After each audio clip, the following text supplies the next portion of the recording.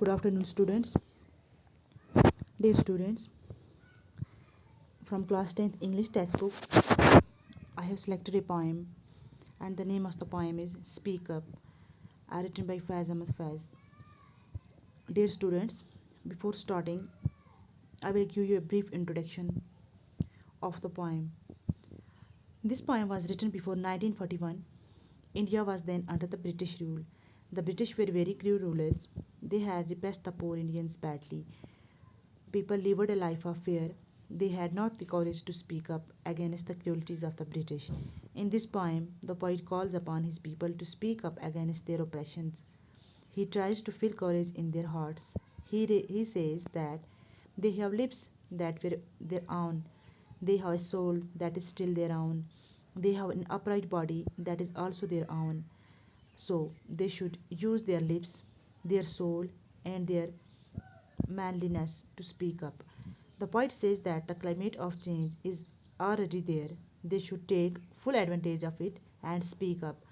Only then can they break the fetters of slavery. Otherwise, the time will return, and they will have no repent forever. Their body and mind will fade away, and they will lose all their power to act.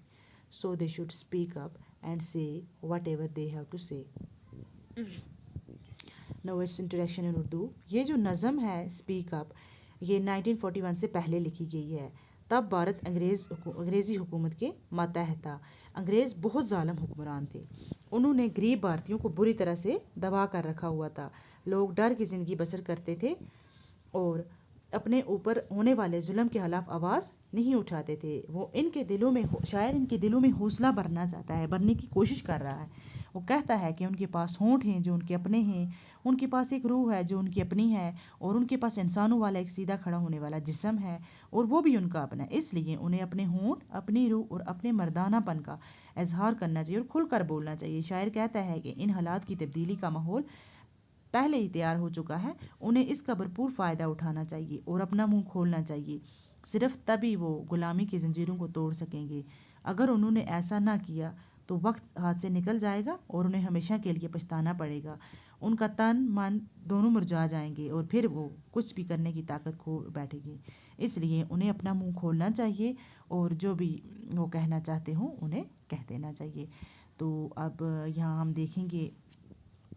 Let's start the reading of this poem. तो lines 1 to 4 हम first stanza जो इसकी reading करेंगे.